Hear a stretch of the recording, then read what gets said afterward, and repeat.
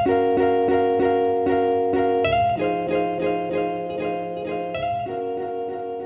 up, everybody? So we're back on the shop with another Shop Talk Tuesday, and in this episode we're going to be wrapping up the Recurve chopper build. Now, of course, I got the blade nice and covered because we're already finished with that part. So in this episode we need to go ahead and wrap up the handle. We're going to be using some Jade G10 and some Black G10 from Pops. We're going to put it on here. It's not going to be a super wide handle. It's going to be a nice sleek profile. We are going to end up having a lanyard hole. The pins are going to be black micarta, so the lanyard tube is going to be a black micarta lanyard tube as well. So I think it's going to look really cool. I think the colors are going to play well with each other, and I'm interested to see how this turns out. Guys, let's go ahead, let's jump into this, and let's get this thing knocked out. So we need to start this off by sanding one side of each of these so that we can go ahead and make sure we have a good bond on it. I'm just using 220 grit, and we're just going to roughly scuff it over. Our goal is to get rid of any of the shininess that's on here. See how there's like a reflection? We want to get rid of all of that all the way around it.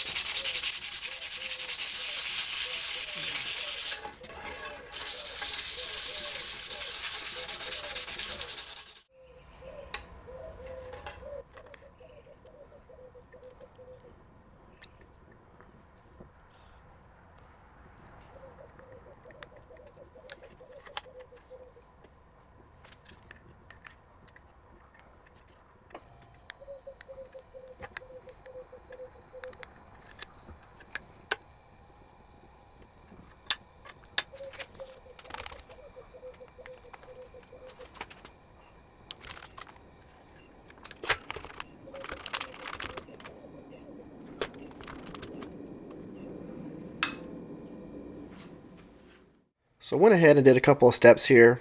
I cleaned up all the edges so that they're all nice and even. And then I added a piece of tape so that it kind of acts as a book and it keeps them together. Then I went through and did the outline of the tang. Now, the outline of the tang is just so that each time I have to take this off, I can easily put it back in the same spot. We're not going to be using that outline just yet, and we might have to modify it a little bit later. But what we want to do now is go ahead and get the tang on here exactly where we have it marked out. Then we're going to add a clamp just to the back side of it. Kind of adjust it, make sure everything is within that little area. Then clamp it down. Now all we got to do is come in here and drill the holes. We're going to start with this front pin hole, which is a 3/16 of an inch one. We're going to do that one. Then we're going to end up putting a pin in it. Then we'll take the back scale off. Make sure it stays within this area. Then we'll drill that 1/4 inch rear hole for the lanyard. So let's go ahead and do that next.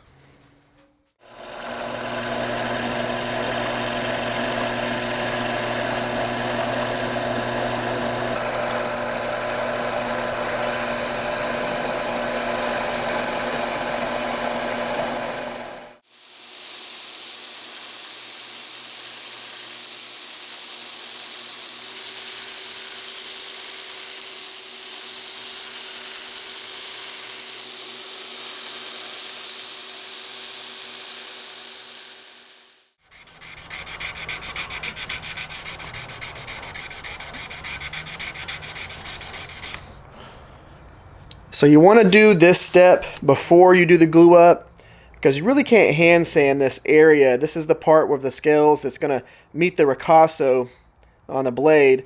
And if you do this after the glue up, you're going to risk hurting the finish on your blade. You don't want to do that. So you always want to do the hand sanding on the front of the scales beforehand. And I did a little radius on here so they're a little rounded. That way it has a nice little bevel on it. And it's more comfortable, less hot spots after we get done profiling the handle. So now we can go ahead and get everything set up for the glue up.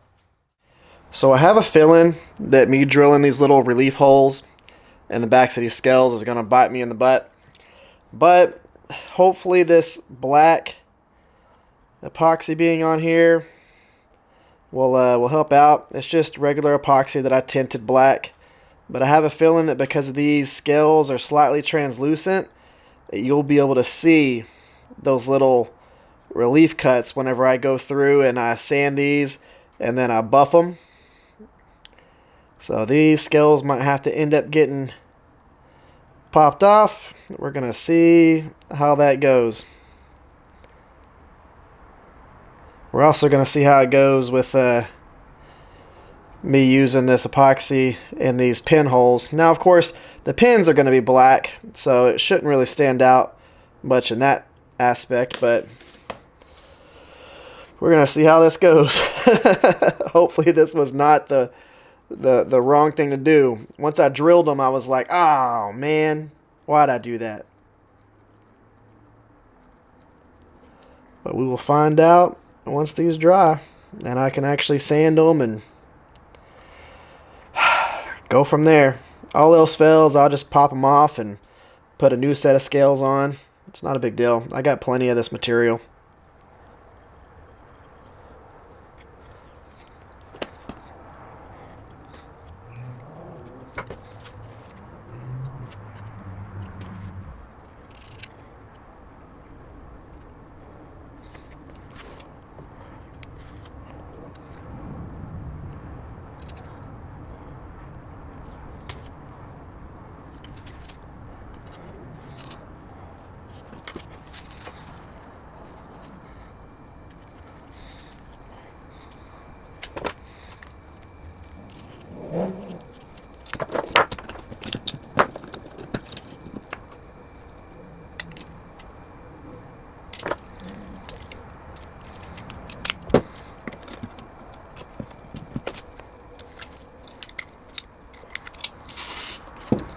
There we go.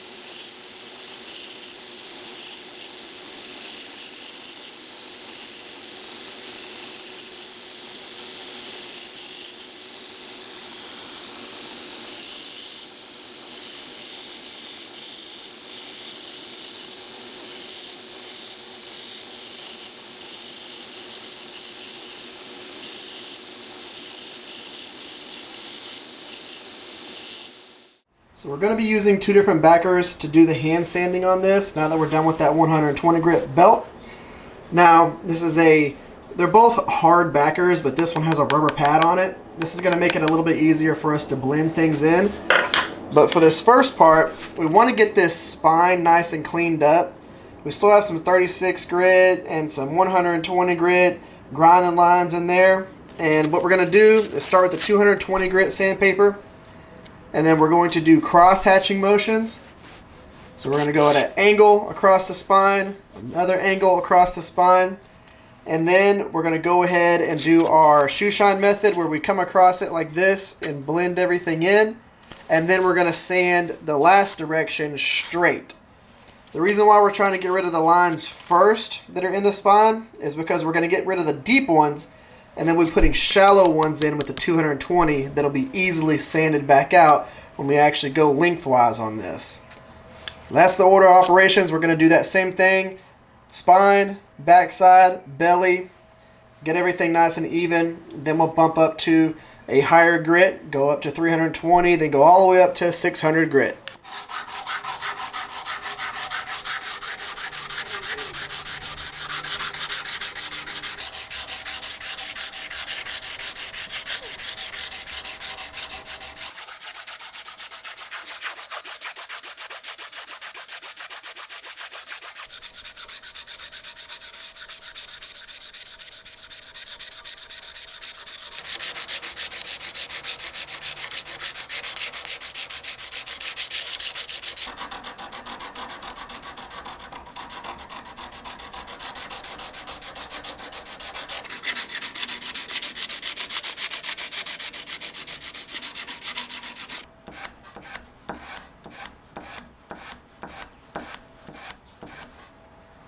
So then we basically do that for all of the different grits.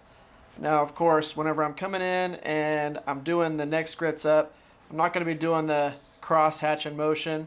All those grits are going to be going one direction because all we're going to be doing is just kind of cleaning it up, making it look even better, cleaner, smoother. And we're already looking really good right now.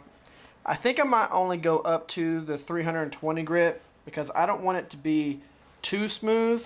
This is a chopper, and I don't want it to be one of those things that it's going to be so smooth that it's going to try and slip around in your hand. So I think I'm going to do 320 and buff it from there. And if I don't like the way that looks, then I'll go ahead and do 600 grit and buff it again.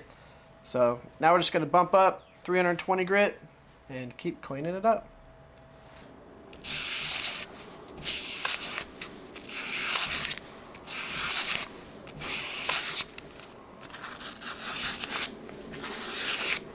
So I almost forgot to film this. One of the things that I did after doing the 320 grit sandpaper was a little bit of this CLP, it's just a lubricant, a little bit of that on pretty much all the surfaces. And then I went through with a medium Scotch-Brite, just one of these gray pads, and I went over all the surfaces with it.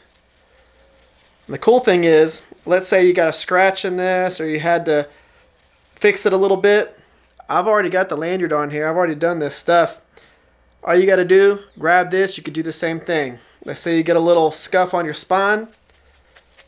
Use that, especially once you already have done the satin finish on here. Wipe it off. And everything looks good. Pretty neat, but I did that on pretty much everything. The blade itself has that same finish. It was 320 grit and then Scotch-Brite. But I did that on pretty much everything, all the surfaces, the inside of the handle, all of that. Everything turned out real nice. But figured I'd go ahead and tell you all that before we did the outro. Now we got to go ahead and sharpen this and do that. Let's get it.